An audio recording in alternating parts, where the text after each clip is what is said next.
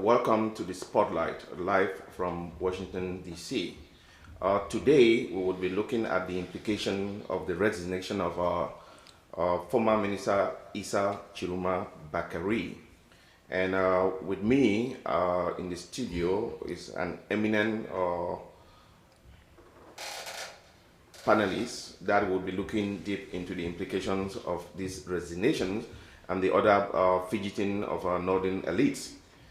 We have with us Setuku Dr. Christmas Ebini, the Crown Prince of Yangatemako, and a conflict resolution expert. He is also an author of 2 books and counting with numerous poems. Veteran journalist and media expert Eric Chinji, Dr. Patrick Ayok, development and leadership expert from the UK, and Kenneth Ndei, who is our permanent consultant to the Spotlight.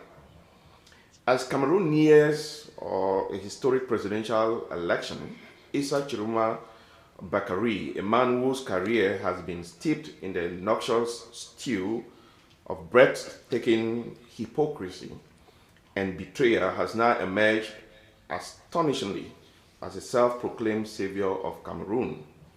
Tchiroma for decades was Biya's most shameless apologist, the regime's voice, and ideological attack dog, who now seeks to unshackle himself from the very chains he spent years tightening around Cameroonian people. Tchiroma did not merely serve the despotic Biya regime, he defended it with unmatched zeal, rationalizing repression and denying atrocities with unflinching composure. He wasn't merely complicit, he was very instrumental. He did not seek truth, he spun brazen lies. He did not serve the people, he served power. He did not seek, now with Biya's dynasty on life support and the patriot facing creeping senility, hidden behind curtains of frailty, health issues, and palace intrigues, Tchiroma seeks to disown the house he helped to build by rebranding himself before the regime's final collapse.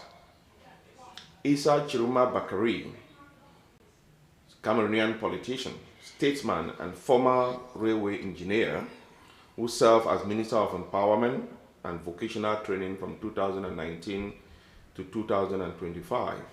He previously served as the Minister of Communication from 2009 to 2019, and also the Minister of Transport from 1992 to 1996.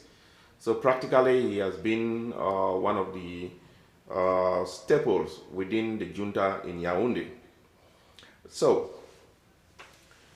I think what has happened in the past couple of days, for some, the marriage between Paul Biya and the ethno-regional rulers is one of convenience, similar to that between Ayijo and the ethno-regional maniac that kept him in power for more than 20 years. To most political pundits and observers of the Yaoundé junta, the resignation of Issa Chiroma signals that the dam has begun to crack. But some argue that we have seen this dance before with turncoat politicians like Issa Chiroma. Was Tchiroma really a Biya insider or just another peripheral crook in the regime of Ali Baba and his 40 thieves? That would be my first question to the panelists. I would go with you first, Eric, since you came in last to the studio. So you would, how do we really analyze the implication of his resignation?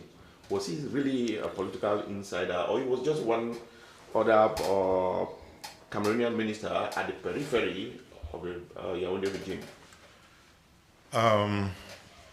Thank you very much for the invitation, and I think these are very important and serious times, and I can tell you I'm here because I understand the importance of this period in the history of that country.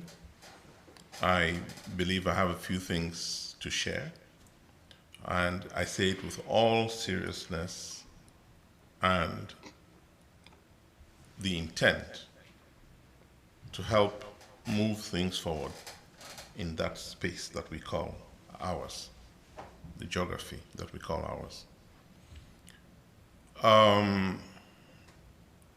I happen to have known Issa Chiroma well, so to directly answer your question.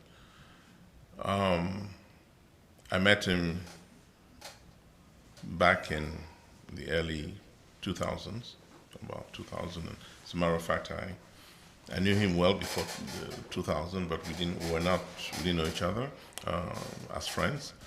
But I got to engage with him politically back in 2002, 2003, and played an instrumental role in getting him to meet with, at the time,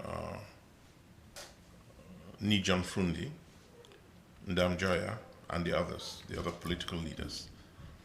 I remember sitting with, when I asked Nijon Frundi and happened to ask Ndam Joya why they were not coming together as a coalition for the 2004 elections, why they were not working to identify a single candidate. And Nijon told me at the time that he has no respect for the fellows around him, like Issa Chiroma, like Ndam Joya, like a host of others. And I said, well, and at the time I told him, I said, well, if that's your take on the political leadership of this country, what do you think Biya thinks about you? And if Biya too has that, if his take is these are a bunch of people I can't work with, then Cameroon is doomed. Until you learn to agree to work together in spite of all the problems, I don't see a way out of this country. That's what I told Nijon. And then he said, okay, go talk to them. If they're willing to come to Bamenda, I'll talk to them. So I went and I met Ndam Joya and I told him. I went and met Issa Chiroma and told him. And all of them agreed, and Bizigi and a host of others. That is what ultimately, Chiroma told me he cannot work with Ndam Joya because he thinks Ndam Joya is a hypocrite. And I went and I quoted that. I said, he thinks you're a hypocrite and he doesn't want to work with you. Ndam Joya was willing to go see Tchiroma. So in 2003, 2004, I got to know these fellows, all of them, all of the players. And I can tell you in all honesty, the one person who was eager to meet with all the others was Tchiroma. It doesn't matter what you think of the man today, but he wanted to build that opposition coalition in 2003. That I know for sure. And they went into that meeting. They ultimately met, agreed on a set of criteria for identifying the single candidate. And we came close to having a single candidate. It turned out that what was agreed to included bilingualism as one of the main, as one of the most important criterion. And that, of course, left the chairman out. And Ndam Joya came close to winning, and Issa agreed to support Ndam, in spite of the fact that he didn't have much respect for him. He agreed to support him. So that effort collapsed because the chairman could not agree to giving up to Ndam, and Ndam could not agree to allowing the chairman, who had the popular vote, to move forward, and it collapsed. But I can tell you the one person who made it work was Issa Chiroma, and it was after he failed to get that coalition that he pulled out and went over and started negotiating with the government. I know that for sure. That is truth. It doesn't matter what you say. But it goes back to, if I can try to bring you back to the core of the question. Mm-hmm. Was he an insider? Because we're trying to gauge his weight within the regime. He never was. He never was. Simple answer. He never was an insider. He told me he went for 14 years, for 2 terms, asked to meet with the president and never did. Never did. Sesiku Bini, your thoughts? And being here with Eric, who probably had direct access to some of these folks, I would like us to look at the moment. That is my interest right now. There is nothing political in that country that is of great relevance to our aspirations if we don't try to seize the moment. With the history that Eric is putting on the table, which I respect very much, because all of us, even before we could, he was a young journalist when we were admiring him, and up to today, he's kept that level of integrity of relating to issues of the nation, which is a very good thing. I know Tchiroma from what I see, from his engagements. I knew we counted very much in the 90s, we counted very much on the North not to be in any position of reconciliation, of even accommodation with a person like Paul Biya, because the two people who came up front, Tchiroma and Bello Boba, are people who were victims of the Biya administration following the 1986 coup d'etat. If I'm not mistaken, Tchiroma then was either, he was director of Sutuk when the coup occurred, right? Tchiroma was director of Sutuk, and I think he spent some years in Konengi. Is it Konengi? 7 years, yes. 7 years in Konengi. Bello Buba was in exile. If you know from Ahijo's strategy, when he willfully followed the constitution, the 1982, the constitution that existed in 1982, which gave a clear path of succession. When he was giving over the presidency, he looked for a way of preserving his own region by making Bello Buba prime minister until the coup occurred. And when Bello Buba came in, we rallied under Eboa with UNDP to bring him in from Nigeria, hoping that that would be a good collaboration between the North and other parts to confront Paul Biya. But they came and went the other way. And I believe that the politics of Bello Buba and Tchiroma were one of survival. They wanted to preserve certain things that we don't know. But what I can say is that there is no room for us to start playing righteousness or righteous politics right now. We as citizens, we are looking for any kind of opening that can give us a leeway to see if there's anything left there for us to pull out and put our country. When I say our country, I am talking as one who is on the path of the Ambazonian project. But I'm not stupid to know that Ambazonia, that I'm calling Ambazonia, which is southern Cameroon, which is West Cameroon, is still an integral part of La République du Cameroun, which was supposed to be the Federal Republic of Cameroon. Let us meet people where they are. Let us meet the situation where they are. But Tchiroma, I don't think he was an insider. And I think his resignation and the fight he's trying to wage right now is because he finds himself a little outside, with Biya not being in the center of things.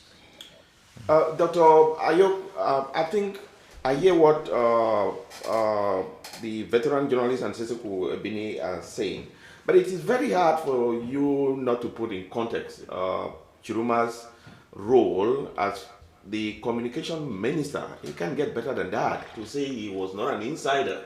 He was the mouthpiece of the regime. It is hard for me to believe that he was not an insider in that regime.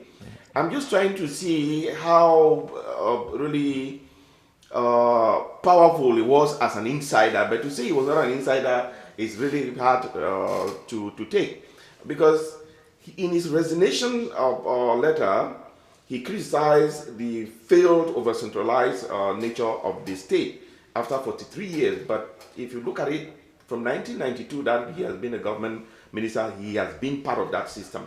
He's not just waking up from some trance to now see that there are some challenges in that country.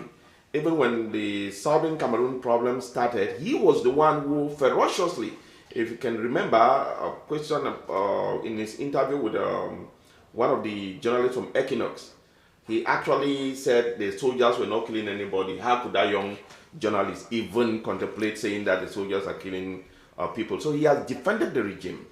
So I don't know. What are your thoughts? Thank you, Brado, and greetings to senior brother Sisiku Ebini. Dr. And Ayok, hello, can you hear me? He's talking, his mic is your probably. mic is unmute yourself. I am on mute. Can you hear me? Can you hear me? Go ahead. We Hello? can hear you. Yeah. So greetings to Comrade Ebini and Sisiku Ebini and Eric. And I think I want to differ. I understand Mr.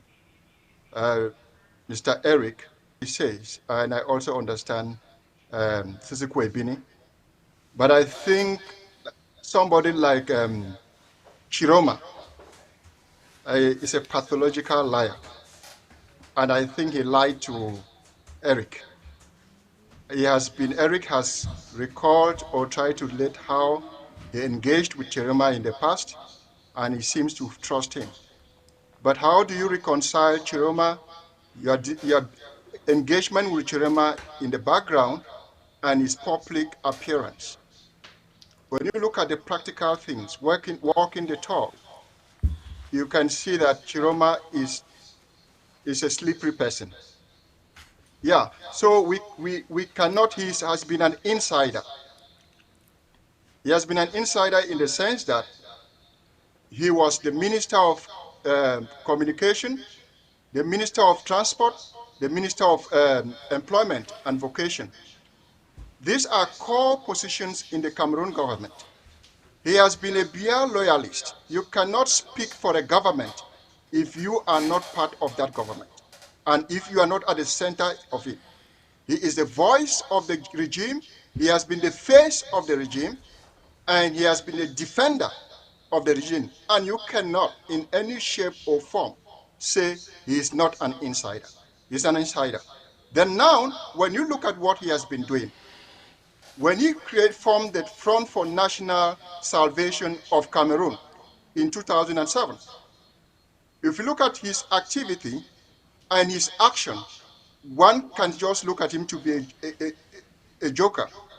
He's a big-time clown because he talks about federalism, he talks about territorial equity and reconciliation since 2007.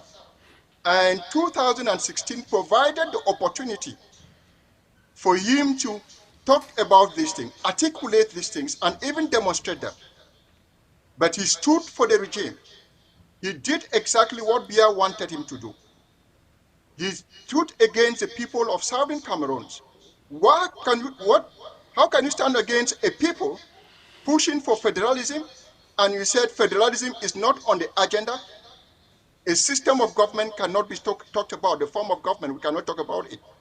But your political focus from 2007 is federalist agenda. But the opportunity presented itself, you cannot talk about it. It's same Cameroon. The territorial equity is now singing about since 2007. Southern Cameroonians have been talking about they have been disadvantaged, they have been excluded from the national cake, and the federal structure has been abandoned. He never spoke about that. Reconciliation, what is he reconciling? When there was an opportunity in 2016 to reconcile differences, he amplified everything and we have a bloody war in Southern Cameroon. So he is an insider. So we should not try to separate Issa Chiroma because of what he's saying today from the Biya regime. He's part and parcel of that, and he failed Cameroonian people, unfortunately. Thank you. Kenneth, uh, have we seen this dance before? Because the argument is he's going to come out like he has done in the past. 2 weeks before the elections, he turns out and says he's joining the presidential majority. Once the cake, a big piece of cake, or maybe another lucrative ministerial position or a parastatal position is offered to him. That is the reservation of a lot of people. Not that people really just want to go back and relitigate his actions in the past. But it's hard for you not to put him in context. Is it that we have seen this dance before from Tchiroma and the Buba Bello Maigari of this world? Yes, we have, Brado. And please give me some 1 or 2 minutes to say a few things, if you would. I really plead your indulgence. Because from my perspective, whether it's Bello Buba Magari today or Issa Chiroma'S Resignation, I am looking at Cameroon right now for us moving forward as what the people in the East Cameroon or the French Cameroons look as the north-south axis. So we all know why and how Ahijo tried to put the people from the north and then pass power to Paul Biya. And then eventually Biya had to split the north into 3 sections and then favor those more from the far north, ignore the people from the north, which is the Garwa area, and then work with those from the Adamawa region. So these guys are still trying to maintain their north-south geopolitical axis to the detriment, if you would, of West Cameroon. And I think we as English-speaking Cameroonians need to be very vigilant in this equation. And permit me, please, like I said, if to say 1 or 2 things regarding even Ahijo's rise to power, because I mean, if you look at things critically, Ahijo came to power from somebody who was willing to work with France and collude with France according to the type of independence that France wanted against the real independence folk like Ruben Umniobe. So France was looking for somebody much more malleable and had to get rid of André Marimbida through Jean-Paul Ramadier and as well as Louis Paul Ojula and then of course Pierre Mesmer. And they found in Amadou Ahijo. And from what we're seeing now, Aruna Njoya refused to take that position as well as and of course, Andre Marimbida was already being kicked out. So Amadou Ahidjo accepted. And in Paul Biya, we have a continuation of the whole Louis Paul Ojula class of people who are colluding with France to cause problems in various African countries. For me, I just think that we need a paradigm shift to completely abandon the whole continuation of Amadou Ahidjo with France and Paul Biya, and we need a paradigm shift to the real independence of the Umyobe class. And I think, for as far as I'm concerned, I think we can find that in an Anglophone candidate as president of the Union of Federated Republics of both Cameroons. Oh, thank you. Eric, I'm going to come back to dovetail where Kenneth uh, ended. You have called for us looking into the future and seem to have some level of trust with Chiroma. Please. But the question, yeah, I think you can redirect. Exactly. The question One of is, the things to let's put this thing, that your question into context, the right yes, context. Because if you're talking, it's not sanitizing the man. That's not what it is. yes, yes. You understand? Okay. Yeah. So, my question is, it seems to me like the northern elite feel that the presidency also is their birthright. It should leave the south back to the north. Because I don't seem to understand for the life of me why somebody like my Gary Buba Bello, even Tchiroma himself, at their advanced ages, would leave and then still declare themselves as candidates for the Supreme Magistracy. If they were really sincere that they wanted change, would they not rally behind some neutral candidate and try to push this forward? What is it with them that they feel that this thing belongs to them? I think we are in a critical phase in the political development or evolution of Cameroon, and it's important that we all recognize it. And I'm glad we're moving away from the discussion on Tchiroma, because it was totally not about trying to Clean him up. clean the man up. No, it's time for us to move on with the genuine problems of a country called Cameroon, and we have a chance this year, as never before, to move things forward. Cameroonians have never elected a president of their own, of their choosing. Yes. We never have. Yes. We have Yes. this year in 2025 the first opportunity to actually elect a Cameroonian of popular choice amongst Cameroonians. Mr. Ahijo was put in by the French, and Mr. Biya was sent to Ahijo by the French. And they've always manipulated the system to stay in power. We have the opportunity this year as never before. And it is my plea to all who enable Mr. Biya or anybody else to say enough is enough, this country needs to move forward. Let's open the playing field. Let's have people debate and let Cameroonians choose who should lead the country into the future.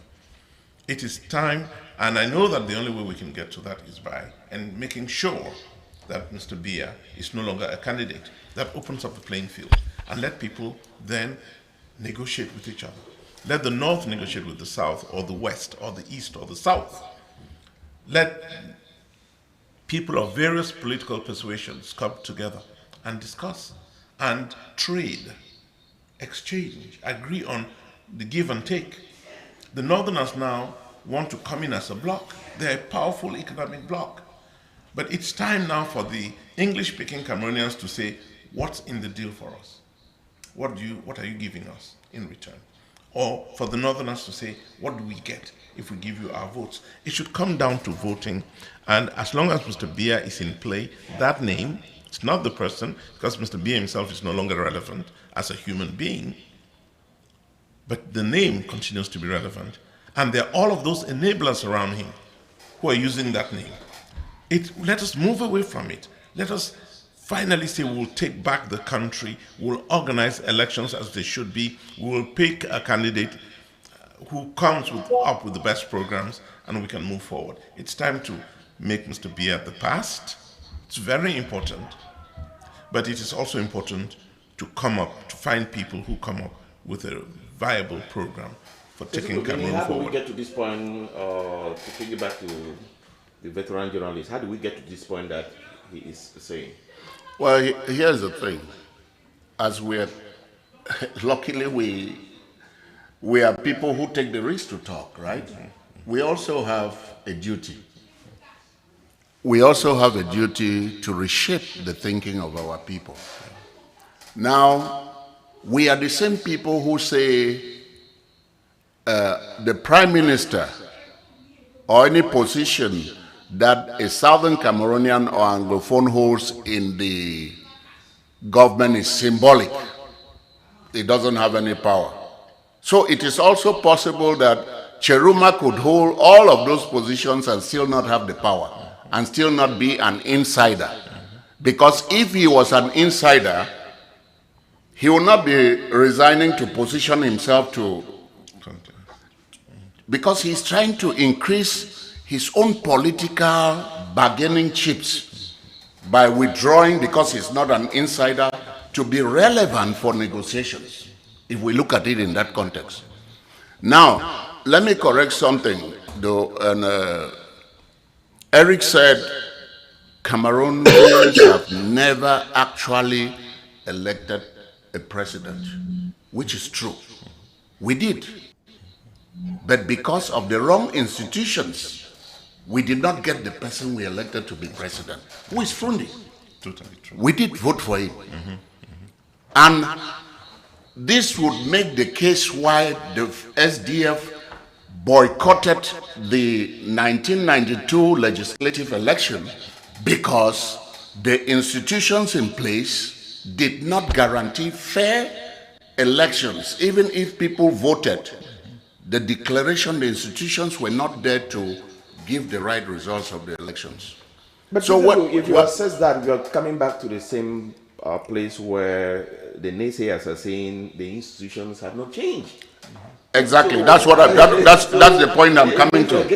That's the point I'm coming to. Not electing. It's not only for the country. it's not only the institution, it's the mentality of the citizenship too, right? Because right now where we are sitting, we have gotten to a point, wherever we are, whatever platform we are using for politics, even in our Ambazonian structure, we are not thinking right, because a mere disagreement makes the other person your enemy. It is now for us to say, Tchiroma, whoever he is, his resignation has given us an opportunity for some form of dialogue, some form of rallying.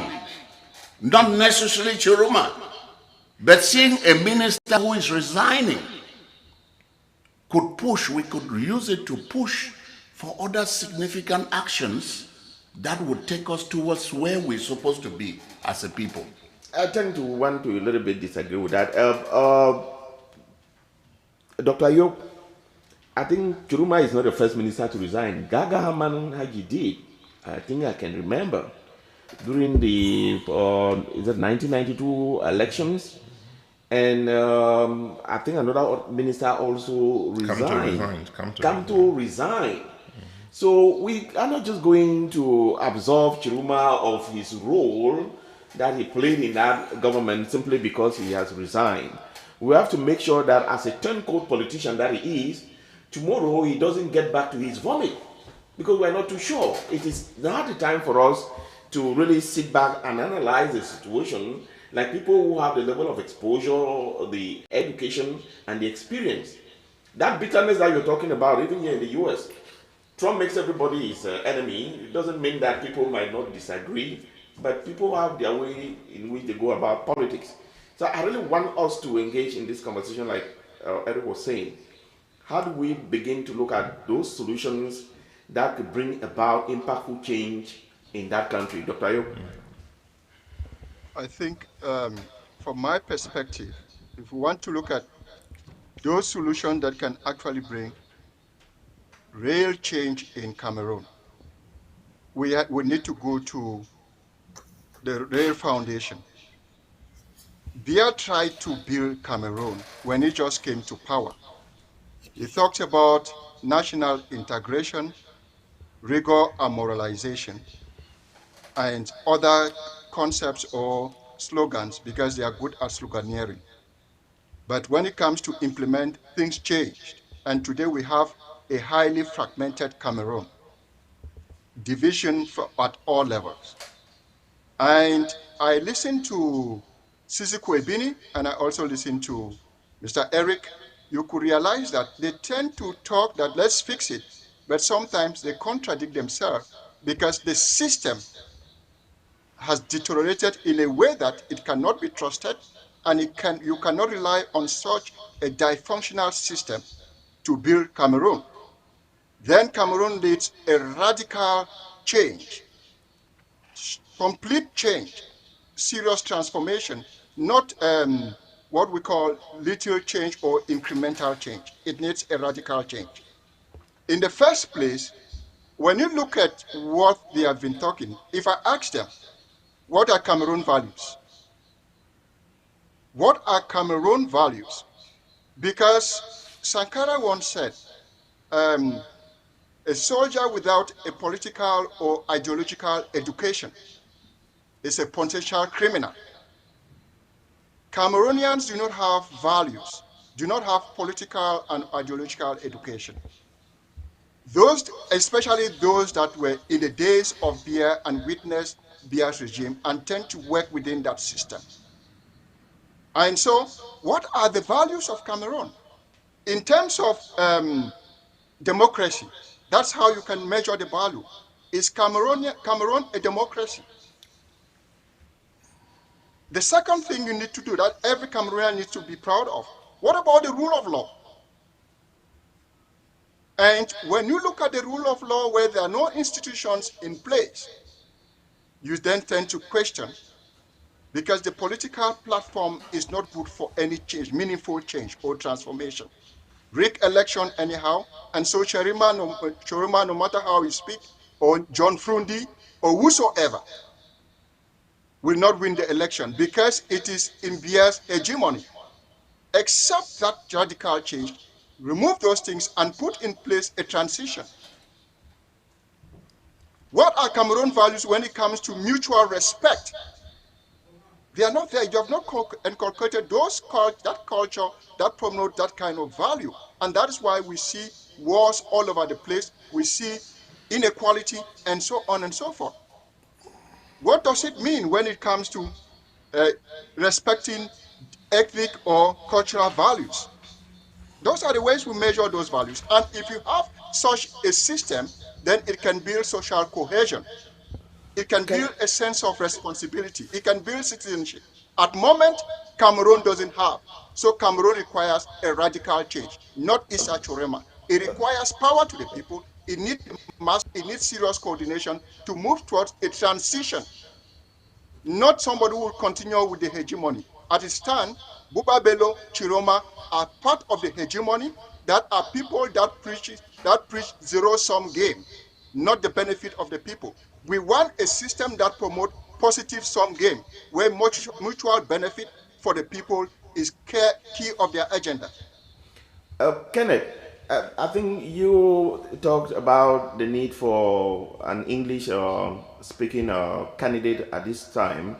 I see you've been pushing Akere's flyers around. Do you think he's the candidate who is able to bring about what Dr. Yop has just articulated?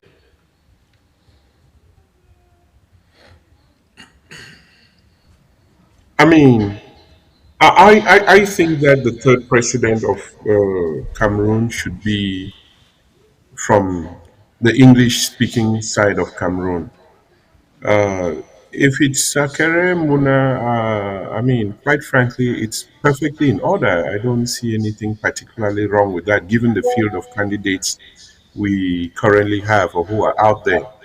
But let me provide a little bit of a justification as to why I believe that a an Anglophone should be president. First of all, in 1992, Ni John Fundi was dispossessed of the presidency.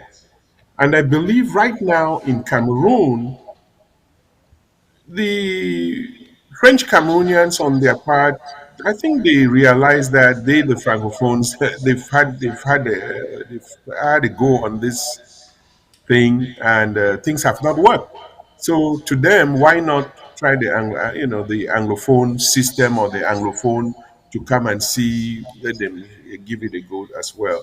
So I believe that most of the Francophones, somewhere in their consciousness, they genuinely believe that an Anglophone should give it a go. But you see, before I say that or asserting that, let me just say one or two things. As far as the coterie of power, and I'm looking at the Powin folks, who are the Southerners in Cameroon. Powin constitutes the Fang Betibulu tribe. And then those in the inner coterie, you're talking about the Lembe Yezum slash Bulu folks. Where we find ourselves today in 2025, I think it's similarly to where the Northerners found themselves in 1982, where power was leaving their hands. And right now, you can see that the regime is expressing the last kicks of a dying horse. Paul Biya, in reaction to what is it now, Issa Chiroma and Bello Buba's resignation, has called meetings. Where are they having those meetings? Not at the head of government with Dion Gute. They're having those meetings at the presidency. And this is still a reflection of the institutional fault line In 92, when they were getting ready to make an Anglophone Achidi Achu prime minister, they removed all the functions of Prime Minister Sadu Hayatu, and before that, Prime Minister Luke Young, Prime Minister Bello Buba, and even Paul Biya himself. They took all the reorganigrammed everything, took the functions of the Prime Minister to the Secretary General at the presidency. Today we have Ferdinand Gongo chairing meetings, If you're asking a question, send a question and I would instead of Paul Biya. Okay. So we have the Southerners who I find it hard to believe that they would want power to go back to the North or upstairs, as you call it, because the Southerners know exactly what happened in 1984, the April 16th of 84, and how many people in the North were massacred, killed. Okay. We also hear that, well, the Northerners, of course, they would not want another Betty to continue in power. And I don't think that it is wise for us in Cameroon to have another Betty, because you begin to hear all this talk of, I don't know, Frank Biya or Mutaze, even Ferdinand Gongo himself, what have you. But I mean, arrogance goes before a fall. And look, I think these guys are arrogant enough to want to continue power and rule in Cameroon. And that's where I'm afraid we're going to go into a full blown civil war. So that is where us Anglophones now come in, whereby perhaps we adjust that silver lining that could potentially bring peace within the Cameroon Ken, I think we are political. already in a full-blown civil war, and we are part of that sovereign territory. Eric, you mentioned about efforts to get a unified candidate in 2004, which were scuppered by late chairman's indignation that they brought in the idea about being perfectly bilingual. But was that a ploy to completely eliminate him? Because you can hold him to something that was so obvious for anyone who introduced that particular idea knew that the chairman was off the table. Absolutely, I agree with you Given completely. the circumstances that we face right now, how do we navigate that complex situation where we don't get to a situation where they can still not be able to provide a unified front, even though people believe that it is not about the single candidate that elections have not been fought fairly in Cameroon, it is due to the system. Even without a unified candidate, Frundi won in 92. Yeah. And Kamto somehow claimed that he won in 2018. What is it that the Cameroonians, particularly those of us here in the diaspora, because it looks like the diaspora is completely separated with what is happening on the ground. Right. No, I think we're at a point where it's important to understand the nature of the Cameroonian political landscape as it is now. It's important. I spent time in the country, talked to people, traveled around, and I came to this conclusion, which I have to express here in the hope that it will inform our discussions going forward. If, as long as Mr. Paul Biya is a candidate in Cameroon for president, nothing will change. The moment we can take him out of the equation, then the political landscape will open up, and then people will start negotiating. We need to get to that point where leaders are allowed to express to citizens what it is they stand for. We need a debate of ideas. It will not happen as long as Mr. Biya is a candidate. Right now, the North is looking at projecting that electorate, the power of that electorate. It's important. The English-speaking Cameroonians should be projecting their power as an electorate. The people from the West should be doing the same. But we cannot have this discussion today in Cameroon as long as Mr. Biya is on the scene. And we know Mr. Biya is not. He's a goner. Look, It is time we all of us who know people in Cameroon, it is time to call them up and to tell them if they love that country, if they have any regard for that country, they cannot allow anybody to say that a 93-year-old man should run the modern Cameroon. At a time when Mr. Biya doesn't even know that he could have had he known 14 years ago, he's not had in 10 years a cabinet meeting, in 2 mandates. Had he known that he could use Zoom to convene his ministers, he would have had those meetings from his bedroom. Had he known he could use WhatsApp to talk to them in groups, he would have done it. So the man is totally out of the picture. And anybody who loves the country should look at the next Cameroonian and say, do everything but allow Mr. Biya to run again as a candidate. We have 3 months to go. Let's open up the playing field. Let's allow people to debate. It should not be these distractions.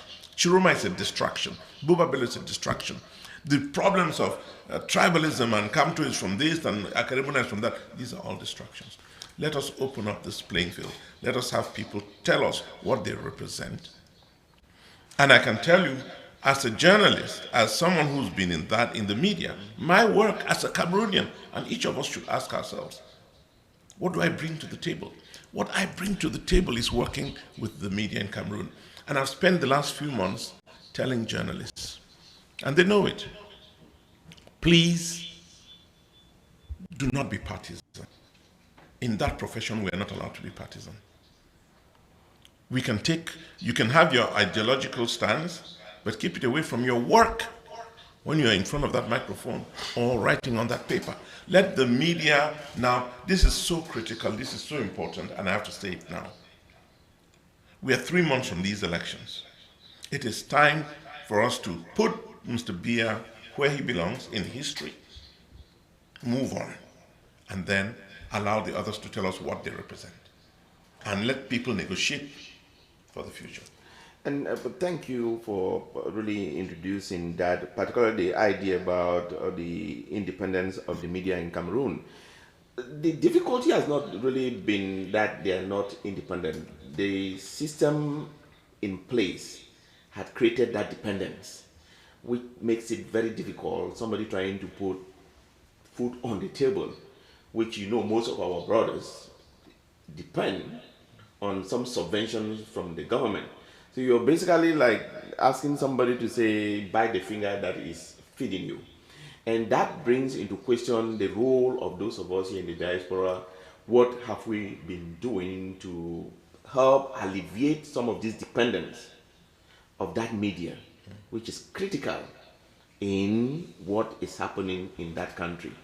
I think most of the time I see there's a huge disconnect between us sounding loud and high here in the diaspora with what is actually happening on the ground.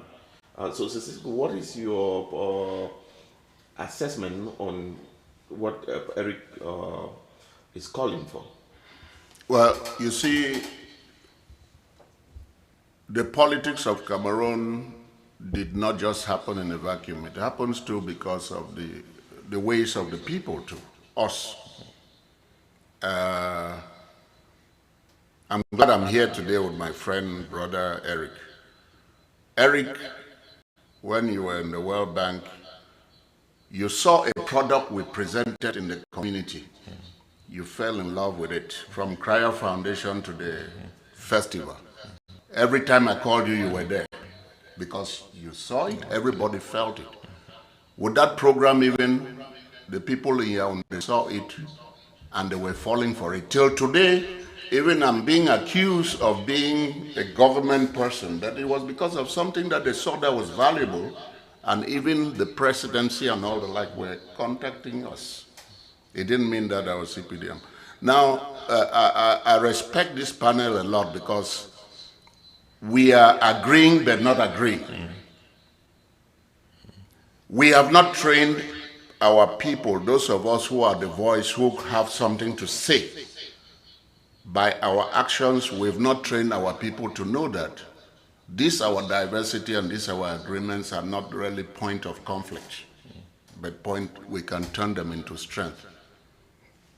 And Dr. Patrick Ayok talks about Cameroon not having any value. If you look at us as Cameroonians and Africans, we are more educated and exposed even than when the Europeans started the Industrial Revolution. But we talk across purposes and like not taking responsibility to think that only the politicians have the power to do things. We have our own power. If we start today, I disagree with Eric, even if I know Eric is CPDM, it doesn't mean it's his right to join the political party. It doesn't make me any better because I'm not in CPDM and Eric is in CPDM. Let's start projecting that. Let me look at Eric and see what I can pull out of Eric for the common good. I was having a conversation with somebody and I said, if God allowed Satan to exist, it means that Satan is serving a purpose, right? There must be something in Satan that God wants him to be. So, as we are having this conversation, we should start tailoring it not to, we have hated. It has not paid us anything. It has led us into slaughtering and killing each other. We have been in tribes. We have not advanced those tribes that we are trying to defend by being tribalistic. We are still looking for things. So let us see that there's that communality. If all of us have a value, let's bring it together. Right now, as a presidential candidate, an election is going on. Some of us might not have any interest in it, but there's something in it that is of my own interest too. To show good faith. We have gone through some very painful moments, and there are innocent people who are languishing in jail, in prisons. When we advocate for things like releasing of political prisoners at this time, it's a thing of complete, it has nothing to do with party politics. It has nothing to do with tribe. It shows good faith on the part of the nation that they really want to move forward, and the candidates too are thinking of something that is beneficial for everybody. So my own agenda in the election now is to try to push all of these candidates, those who have platforms, to advocate and pressure. They don't have the powers to release political prisoners, but they can make it a serious point of discussion on their platforms that can put pressure. Why not? Before October, we can have these people released, and then the country might start healing. I just want to piggyback on that, and because this morning I was speaking to Felix Ngaling, a young man who's been jailed now for 10 years, yes, who's been training people in Konengi to do amazing things. If you've not heard about it, please find out. We sponsor it. Yes, I send him money. Ask him about me. I do too. I'm happy we're finding out. My brother. Yes. I think I'm Go and read it. Yeah, I work with the artifacts that they do. Yes. We send them money. So exactly, these are the kinds of look. I was telling him today, we will fight for Mr. Bia to leave this country alone, and then we move forward, and we'll make sure that after those elections, I am going to that they'll negotiate the release, not only the release, but put all the issues of Cameroon on the table and let the political leaders tell us where they belong. Amongst them has to be the northern problem, the Anglophone problem, the prisoners, and the economy of the country. Kamto started talking about that. You saw Kamto talking about the release, immediate release of prisoners. They have to do that. Kenneth, as far as the diaspora is concerned, because sometimes we might have a lot of these fanciful ideas, but implementing them and even getting people on the ground to follow through with us is a problem. You have some of these politicians, the candidates. Akere has been here, Kamto has been here. Some of them just gets in here surreptitiously and then leave. How do you?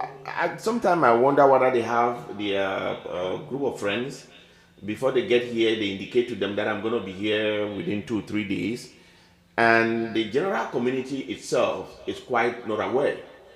To be very honest, I don't think that this election you have that many people here in the diaspora that are actually following it now uh, than people in Cameroon. How do we mobilize the people here in the diaspora to be actively engaged? Kenneth? Question, Brado. So, as a matter of fact, I think I saw something about a demonstration at the embassy of Cameroon in Washington, D.C., against a Paul Biya candidacy. I don't know whether it's the 20 something or 21st or 29th of July. I can't remember exactly. Yeah, but there's a demonstration at the Cameroon embassy. Now, if in the diaspora we can have such coordinated action, demonstrations all throughout embassies for against the Biya candidacy, that is something that can really work. The amount of money, of course, that we send, what they call remittances at the level of the World Bank that we send back to Cameroon, it's a huge, I mean, we're a contributing factor to the budget of that country, whether we like it or not. It's huge, no matter how the government may try to minimize it. So those are some of the things that I think we can do at the level of the diaspora, and then encourage the people to go vote and register for elections. But I want to piggyback on an issue that Dr. Patrick Ayuk mentioned a little bit earlier. And this is where I think that somehow we need to go back to the drawing board and really, really see where we stand and what our values are. Dr. Patrick Ayuk talked about us Cameroonians lacking some ideological values, and which is a certain level of consciousness. You see, when you go to a place like Burkina What's your Faso, name again? the Burkina Faso population, these guys are very, Where you're very from? politically conscious. You need to see simple things that they do in place over there, or just within within villages. The people are so conscious that France is coming to take away their uranium and their gold and other It's still when countries you call it. and leave them in poverty. So the level of consciousness there it's very different. You go to a place like Senegal. I heard Senegal has some call him spiritual leader. I forget exactly what they call it. But once that guy says something, most people in Senegal they go with what that their spiritual leader has said. So these are people who have a certain amount of values associated with them. In the case of Cameroon, what haven't we done there? In Cameroon, you have our institutional structures. Take the Constitutional Council. ELECAM is not producing results. They've taken the case to the Constitutional Council. The Constitutional Council has declared itself incompetent. So we have a case in Cameroon where there's no recourse for justice, basically. So what is it that we really stand for? And this is where, unfortunately, with the 30-year political cycle that I talk about from time to time, I am afraid sometimes maybe the only way to redress some of these things is an insurrection, as it happened in places like Tunisia and elsewhere. Yes, I said I will call So you and I need to get your we opinion. really need to think through, as Eric Chinja said, we are at a I'll transitionary send you a phase text. in our I'll country. send you a And text if we and don't we're going think to through make these this things call. carefully, I mean, who knows what tomorrow may bring. But the level of arrogance that is coming out of A2D, we need to check, have it, put it in check, and nip it on the bud immediately. We, the population, we have that power, not those guys, and we must put them in check.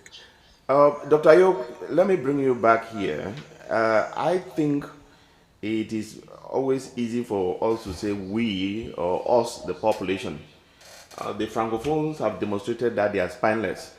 For the past 80 years, they have not as much even raised a finger on what is happening in the complete decay in that country as far as the two English regions are concerned. And if I hear you, Kenneth, and if I hear Eric, we have to do whatever it takes. Would that imply that everything should be on the table, including force? Because at the end of the day, the system is so entrenched to the point where if we cannot take them out using the ballot box, what alternatives do we have? We see what happened in Gabon with Bongo's wife, who was practically running the country until whether it was a coup or it was an in-house arrangement.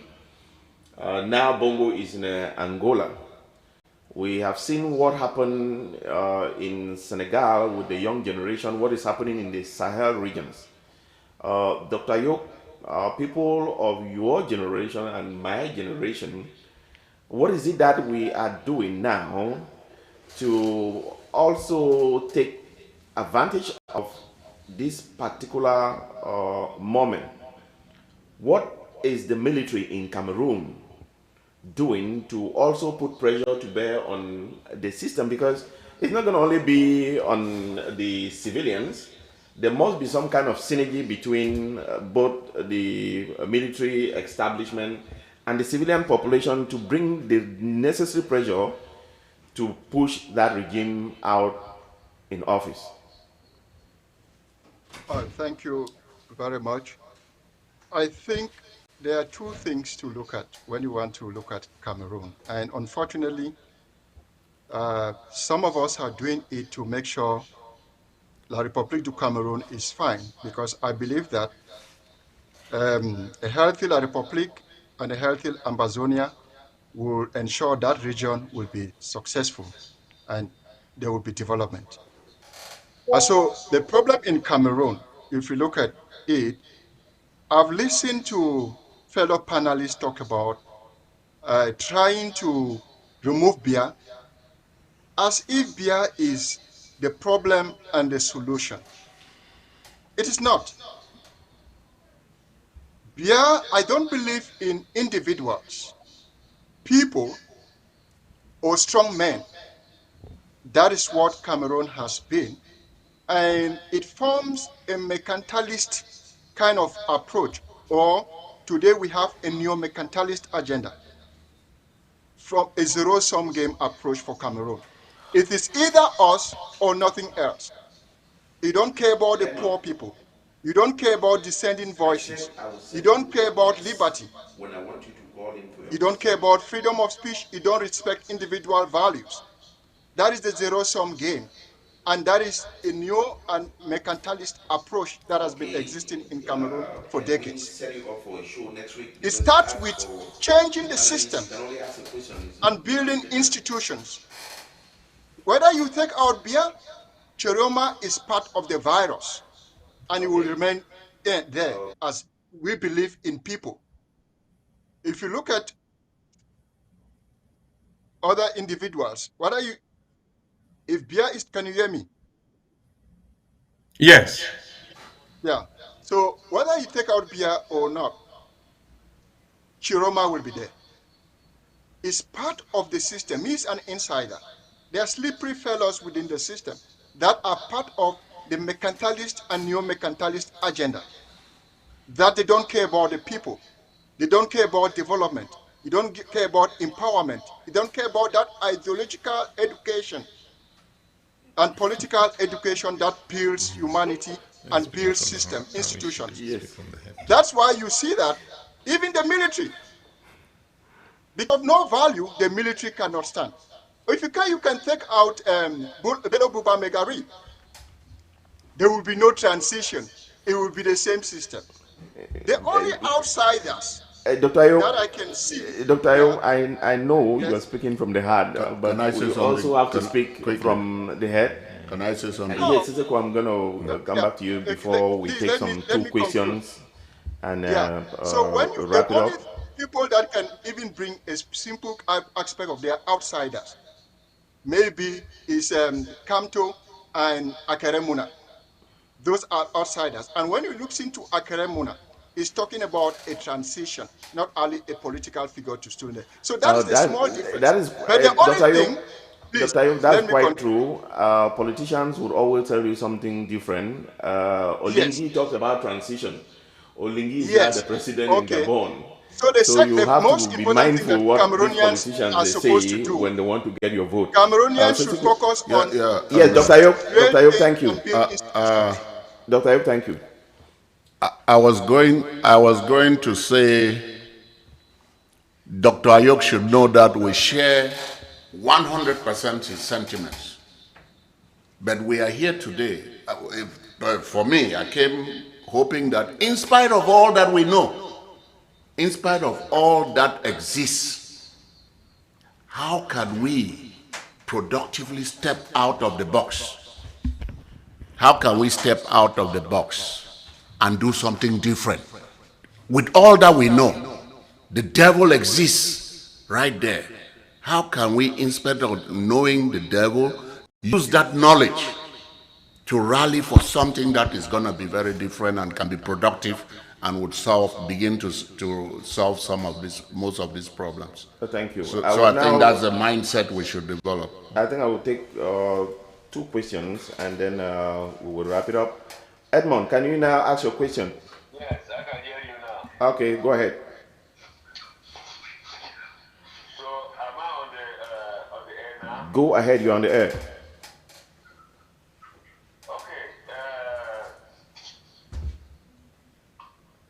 I have a very understanding problem going in Cameroon.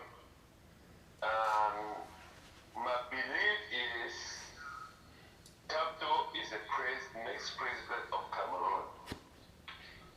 Akeremuna, I know him very well. He's a lawyer. I'm a lawyer too. And also, all stakeholders on that system should be destroyed in Cameroon. Cameroon needs to be the new country. What Professor Maurice Kamto is bringing on the table is a renaissance of Cameroon. So means that we're going to make everything possible to get the justice in Cameroon. What you guys doesn't know is there's what they call a Cameroon justice populaire, which is not a normal in Cameroon, but we're going to bring that justice populaire in the justice system in Cameroon. Can you go to the question, please? This is not a platform to campaign for Kamto. Please go to your question. My question is, Erichinje, who Bobia ever had a say, just in a head strike, he will not leave the palace office. You understand? I understand. What is your question? My question is, Erichinje, what is his approach about that? I think I will not speak for him, but I know he has lived through that. He has grown through that, and his focus is how do we change the regime in Cameroon so that we can all usher in the new Cameroon that could address the crippling, not only the economic and social issues in that country, but even the future and direction of the country. Understood. Now, what Eric Chinje is saying about the Northwest and Southwest crisis in Cameroon. Thank you. You would answer to that, but I don't know in which direction you're asking that question. We have to go. Thank you for that question. And the question is, what is a response to the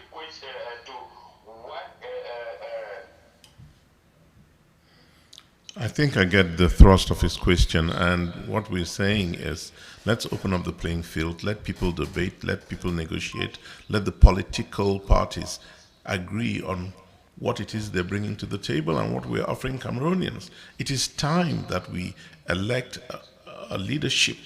We're not talking about one person, a leadership that responds to the demands of citizens. That's all we're talking about. So it's not about me or any single individual. It's about the next steps in the in our political evolution. Thank you. And we're going to receive one more question from Holland. Please go ahead.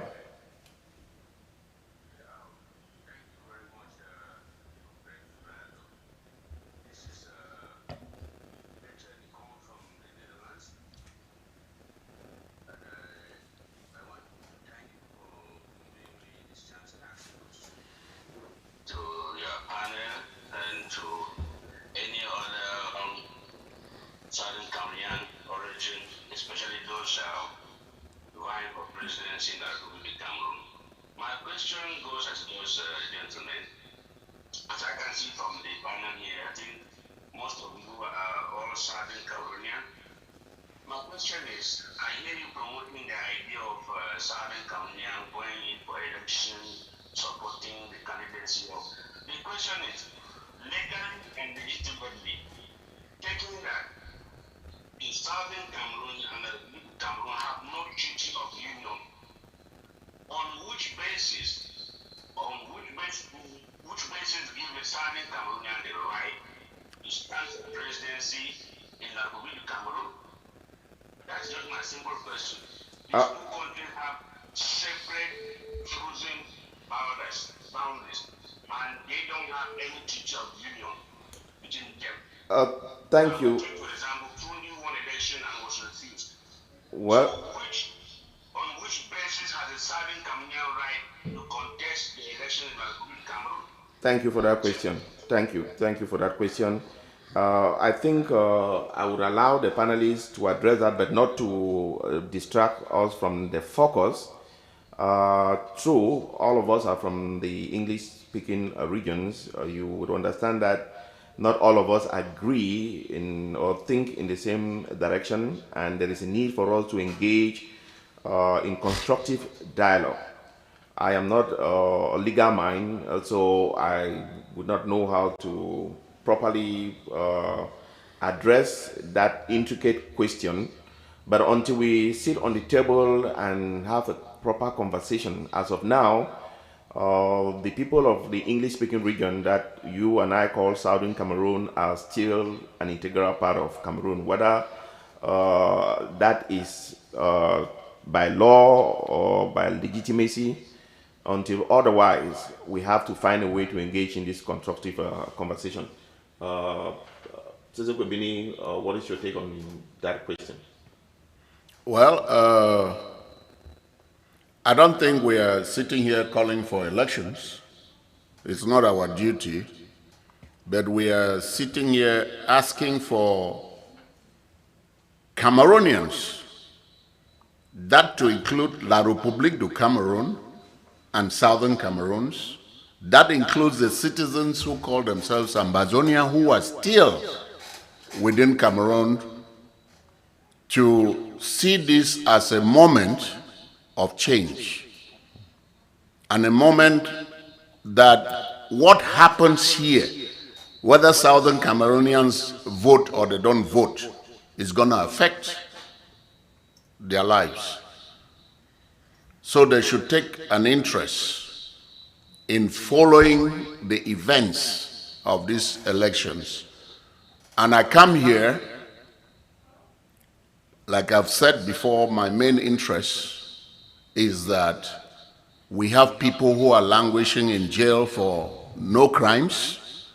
They need to be released for the nation and for Southern Cameroons, Ambazonia, and La République du Cameroon to start yelling and start looking for ways of dialoguing how they are moving forward, whether it's an independent Southern Cameroon or it's joined La République and Southern Cameroon. Let the people decide. And we need a platform to do that. I'm here with Eric, who has a lot of opening across the globe, I know that today when I live here, Eric has always supported things that we do together here in this community. He would see value in all of us rallying and projecting the Mandela model of rallying for one thing that we can all agree that goes across. It doesn't matter whether you're in political party or not, that these people who are in Kundengi and in prisons across the country need to be freed. Absolutely. So we are going to work on that, and I'm very sure that Eric is going to make these political candidates running for presidency to make it a point of their platform. They don't have the powers to release the prisoners, but they have the powers to put pressure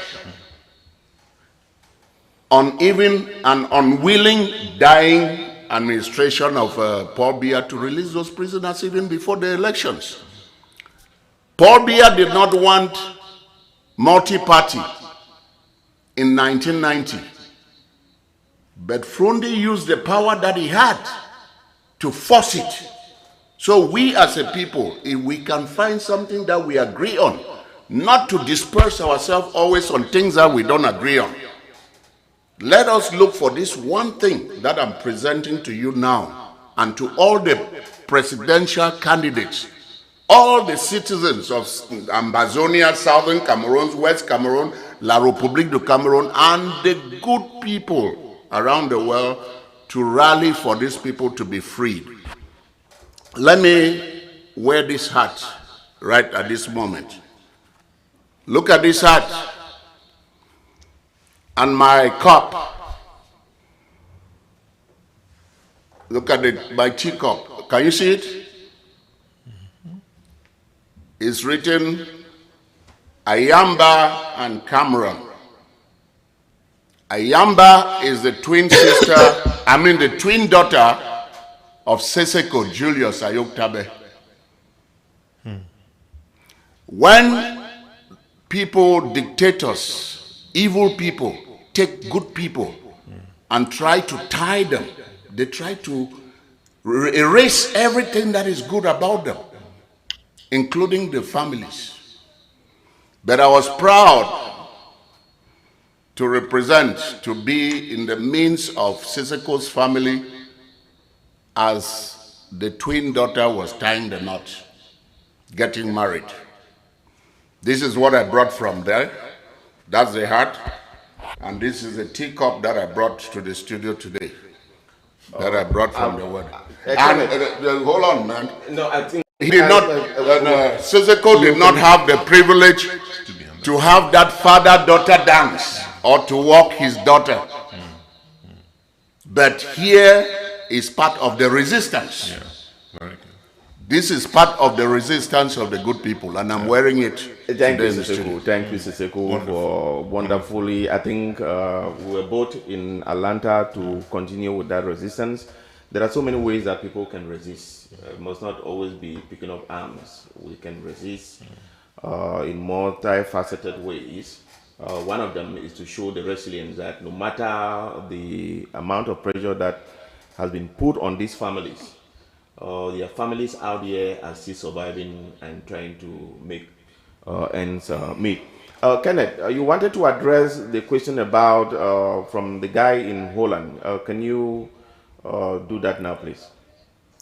Yes, please. For the Southern Cameroonians who express those type of sentiments of as to why maybe somebody from West Cameroon or Cameroon Occidental is running for elections in East Cameroon, what have you, or the Cameroon as we know it. I mean, I think those type of expressions are very unfortunate because the contraption we call Cameroon is came about. I mean, League of Nations, United Nations, whatever, and whether we like it or not, that is where we are from. People from West Cameroon or Cameroon Occidental, Cameroon Meridional is still up there, Gongola State and what have you.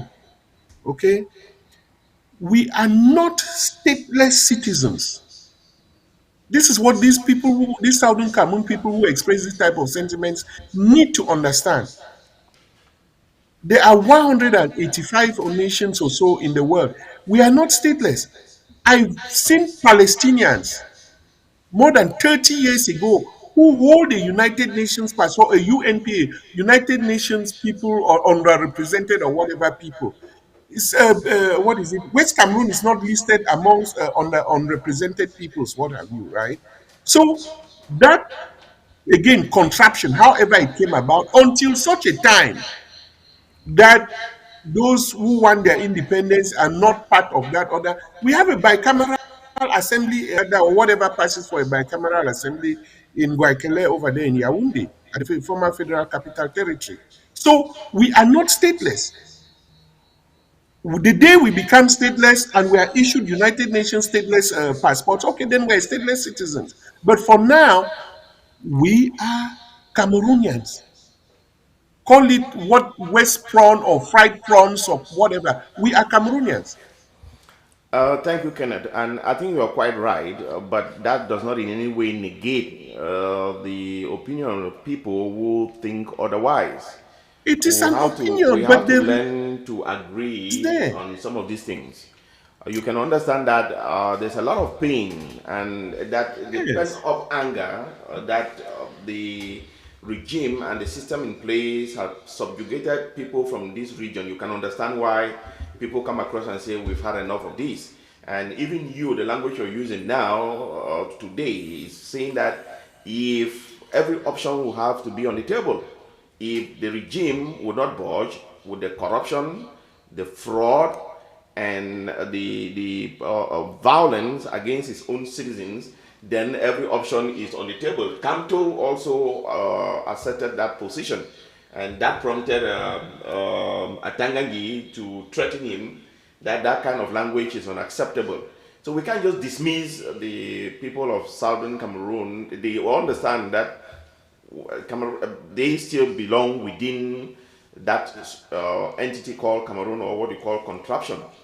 But truth be told, a lot of people are hurt in that country, and that needs to be addressed. And I think that conversations like this are platforms for us to begin to constructively engage with one another. I'm going to give the panelists the chance for their final thoughts. Yes, the dam is seemingly falling apart. What do we do? Should we continue to cry over spilled milk? Or should we make lemonade from the lemons that have been presented to us at this time? I believe that we can look in the rearview mirror, but focus more in the windshield ahead of us, which is the future. How do we force these political candidates to talk on real issues affecting Cameroonians, Southern Cameroonians included? Sisi Kwibini has pointed to the need to release all the political prisoners, particularly Sisi Kwayokta, but there is no way you're going to really move that country forward without addressing that question. And as much as they keep keeping them there in jail, the regime understands, and majority of the people understand, that even if the violence is reducing, but the anger and the underlying reason why this conflict escalated in the first place has not been addressed, and it must be addressed. It's a good thing that some of the political candidates like Kamto are already saying that, but there has been a lot of work in the background that has gotten them to that point. We want to continue with that pressure, but we also look at the bigger picture. The focus is in a 2D. In as much as BR incarnates the system, but maybe jolting the system from the top could have some impact in the body of the system. So how do we get about it? How do we get involved?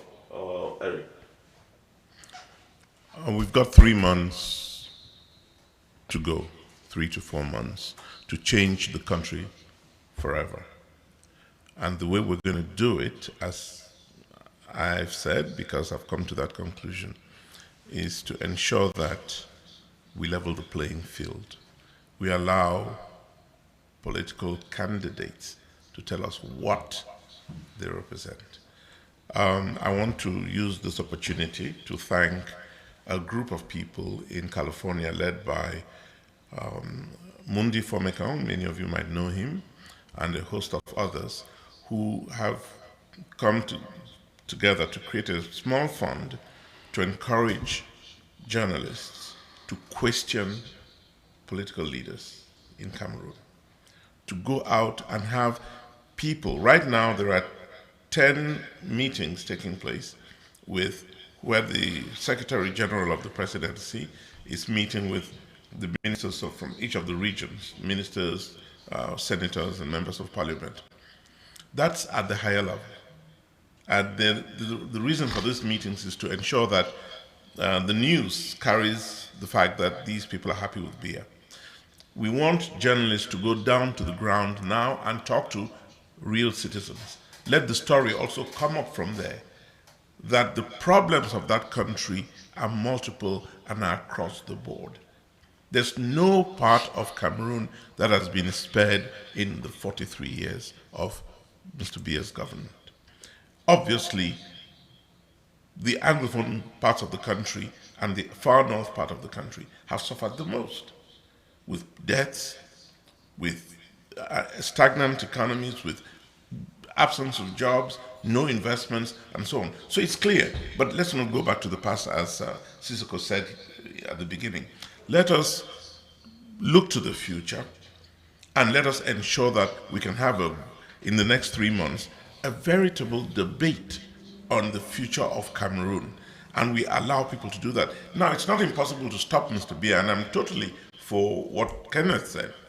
Let us have people demonstrate in America, in England, in France, everywhere, that it is enough. Nobody will fail to understand the importance of stopping a 93-year-old man from running a modern country.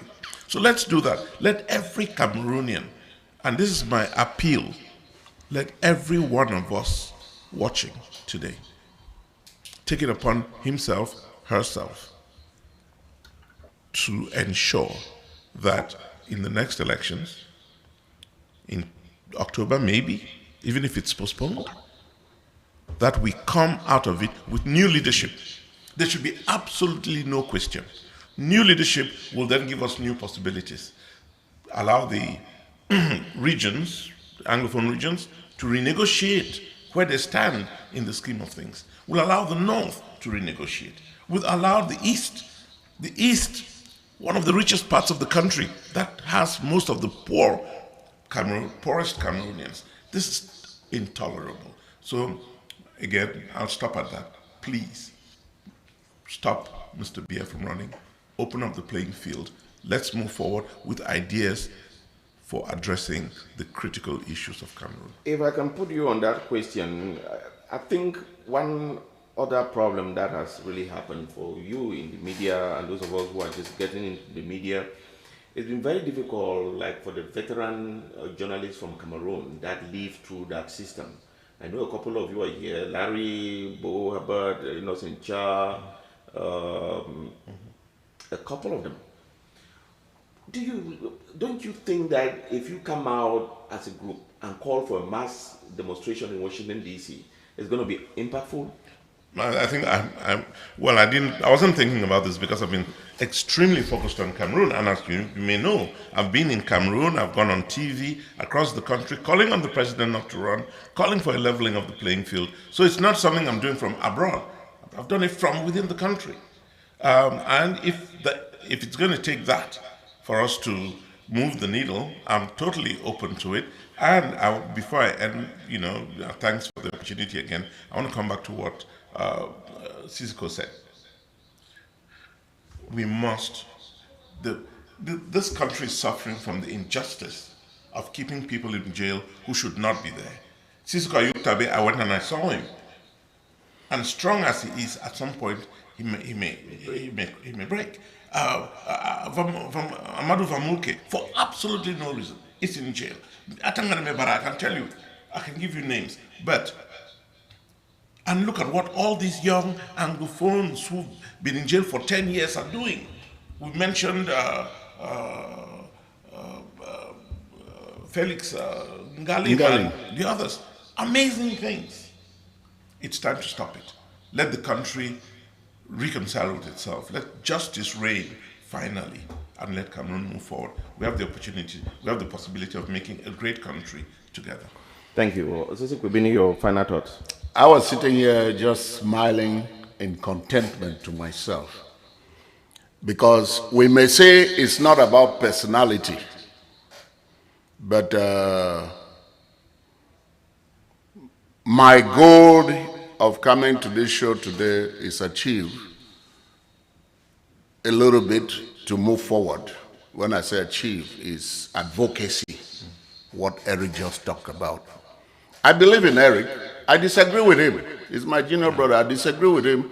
But each time I have called him and needed him somewhere, he's been there. And I'm not a guy who asks for too much once in a while. He's one of the people who has been blessed with a platform all through his life. We knew him when we were just nothing and he was showing his face on TV. Were you doing sports broadcasting too? I think so, you did. Yeah, but somebody just called and reminded you of the tilting of the head that Paul Biya said to you. But here's what I'm saying. On my main agenda on this presidential election of getting advocacy and putting pressure for the release of these political prisoners, I am sure that I have put it on the right head because he has access, more than I do, to some of these people on the ground in Cameroon, especially the presidential candidate. And I know he's not going to fail me. He's going to whisper in their ears. He's going to push them to put that at the top of their platform. And I really mean it seriously that if there is one thing, that's what would rally all of us across political lines and whatever lines. So I am very happy, and I'll be disturbing Eric a lot about that project. And we should also copy from us. Eric is a Southern Cameroonian. He's a West Cameroonian. He's a La République. He's not an Ambazonian. But we are, Patrick and myself, Dr. Patrick and myself, and even the host there, we are hardcore Ambazonians, but we are showing civility that we can sit together. All that nonsense of calling a Southern Cameroonian who is thinking differently an agent or an enabler, we should stop it. Yeah. We are all together. We need that unity. Absolutely. So, again, release our political prisoners. Release Seseko Ayuktabe and his friends and all of the political prisoners. I'm not talking only of the Ambazonian prisoners because they are La République citizens too who are there suffering for no good reason. Francophone citizens. Yeah, there's a lot of injustice. So let's rally. Yeah. Let's rally over that. Yeah. And if you have anything that your journalist friends are doing to put on their online, we would like to push it to, like to support that. Yeah. Thank you, Sisi Kubini. Kenneth.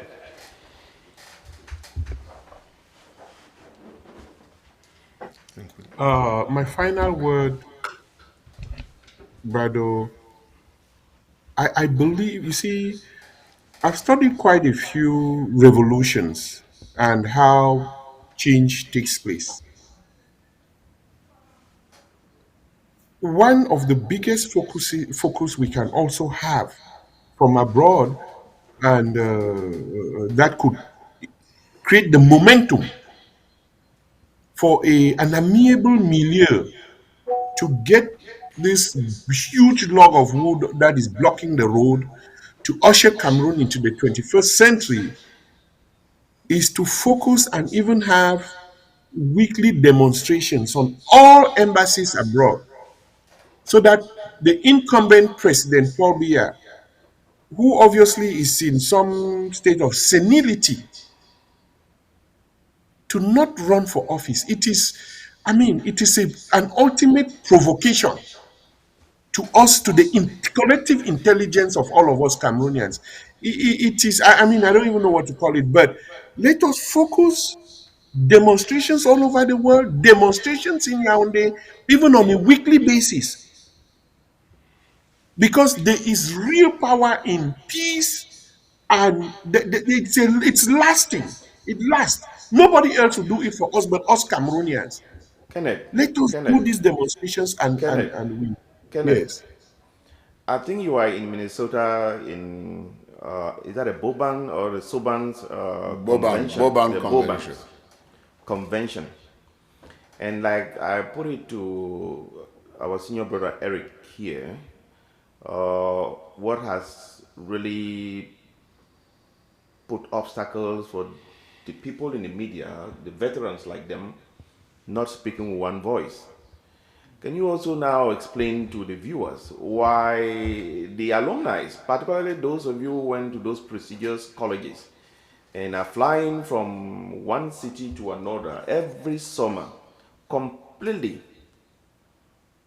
ignoring the decaying situation in Cameroon? Imagine that these major alumni organizations find a way not only to go to these conventions and eat wine and dine, the big boys, hang around with them chicks. If they come out with statements at the end of this convention that they need to be change in that country, what impact is going to have? Because we most of the time frequently try to put the poor masses on the streets. The privileged ones hide behind their self-contained offices and their homes and beautiful hotels like five-star where you are hanging around without really doing anything. Can you get the people that are there with you to reiterate these messages that have come from this studio today, and maybe win one or two souls to prepare for those demonstrations that you are strongly calling for? Well, yes, of course. But here's the thing, brother. We need to be a little bit careful about the status of the alumni or associations as a whole. The alumni association cannot really necessarily take a political stance per se. Obviously, during their meetings, you could invite speakers, you could have voices to come and spread the word and say, okay, hey, look, guys, this is what we need. We need to change in Cameroon, what have you. But given the 501c3 status, you're supposed to be non-governmental, apolitical, what have you. You can't really make I political. think that is Ken. I think as somebody who does filings for organizations like that, I can tell you that most of the universities in this country are 501cs. Most of the churches in this country are 501cs, and they make political statements. We have this notion that because you are a 501c, You are you political. are political. No, that's not true. Calling for the release of prisoners is nothing to do with politics. Calling for social development in a It's the country right has thing to nothing, do. is the right thing to do. So we should not always True, try to true. hide under this whole idea that the 501c limits us from maybe engaging in impacting change in our communities. And I can tell you, for years that we have been involved in fundraising and development in that Cameroon, you really go there, you don't see nothing that is happening. So we are actually basically failing. If we are enjoying ourselves here, fine. But to say that we are limited because of our status is something that I will not agree.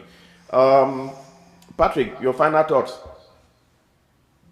Oh, okay, thank you. And I think a lot of ideas have been shared, but they quite appear to be too simplistic. And Cameroon needs something far beyond being simplistic. And if you look at things, change can never come to Cameroon through elections because the system in place that guarantees or safeguards elections are not there. I listened to Eric calling for people to actually be part of the grassroots movement.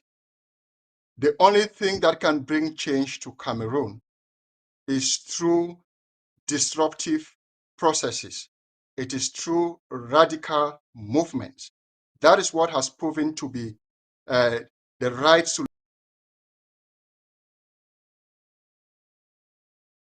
solution that has given. Can you hear me? Hello? Can you hear me? Yes, we can hear you. Go ahead. I see. All right. So that is what has given results over time.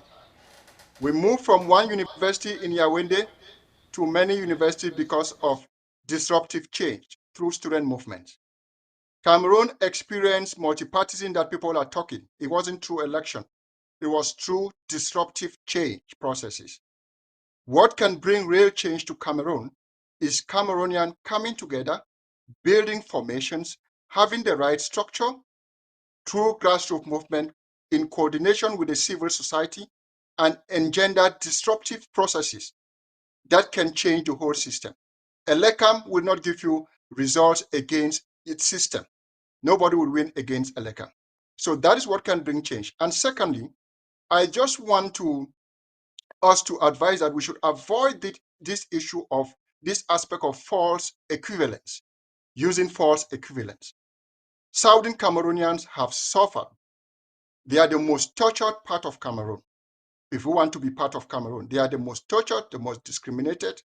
They have lived life of servitude.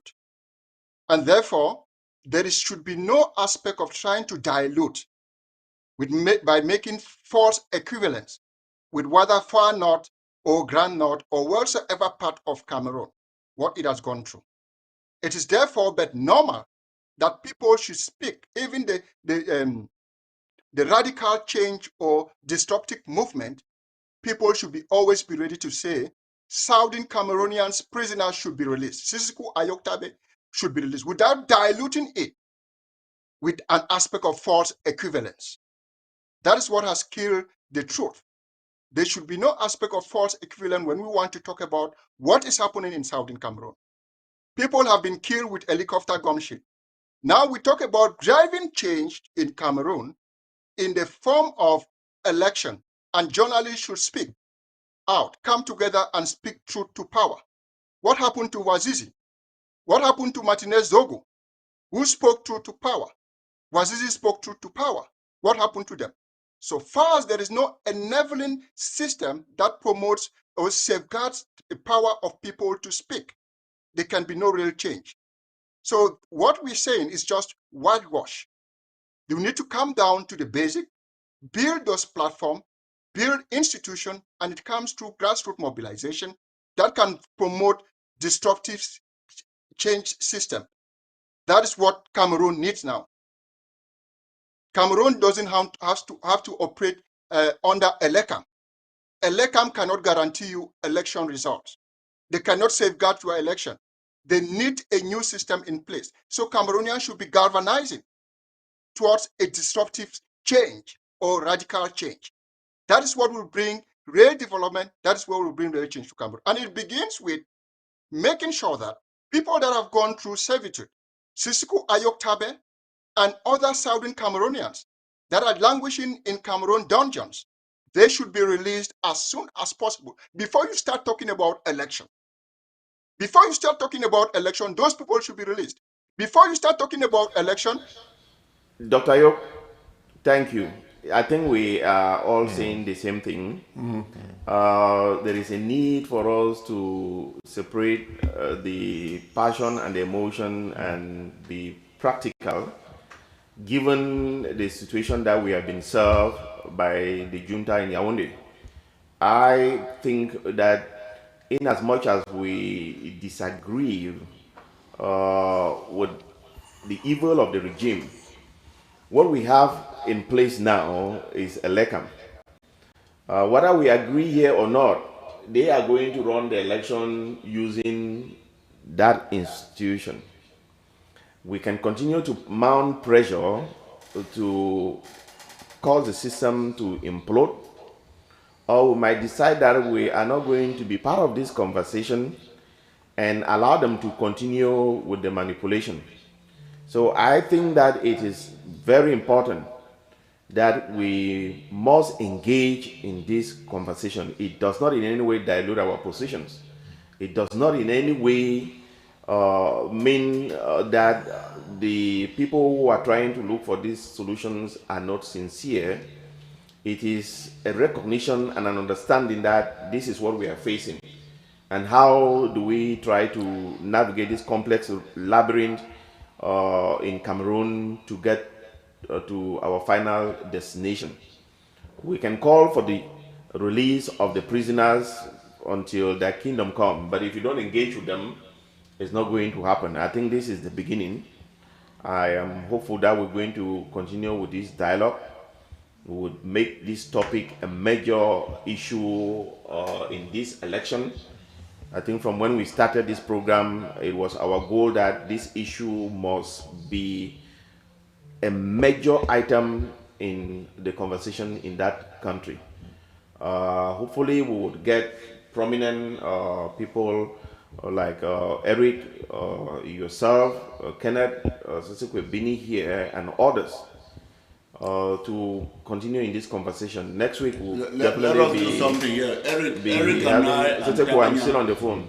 We want to do something before you go off. Yes, Eric and I, as we are going, because we are marketing, we want to bring people on board. We want to wish all the Bobans happy convention, and they should not forget to read the message I sent to them. That convention should not be only about entertainment and enjoying. They should be concerned about Cameroon burning and about to explode. So Kenneth, enjoy your convention. Absolutely. This is Sacred Heart, right? So enjoy your convention. We are with you. Be with us too. Yes. Thank you, Siseku. Absolutely. Dr. Ayok, don't mind Siseku. You know those kids who went to special needs schools like Sacred Heart, and Bali. They always want to be pampered. Those of us who went to government high schools and the government grammar schools know what it takes. And special greetings to Dr. Ayok too. Dr. Patrick Ayok, my best friend. Know what it takes to survive in the streets. The special needs education kids are always like to be pampered. On that note, thank you to our viewers, and thank you to our senior brothers. Thank you very much. Veteran journalist Eric Chingi, Seseku, Dr. Chris Masebeni, Kenneth Day, and Dr. Ayok, who has been part of us always from the UK. Our viewers like your insights. We would continue speaking both with our hearts, but also to use our heads. The situation needs to change one way or the other. Thank you to everyone, and good night. Thank you. Thank you. Eric, good to see you.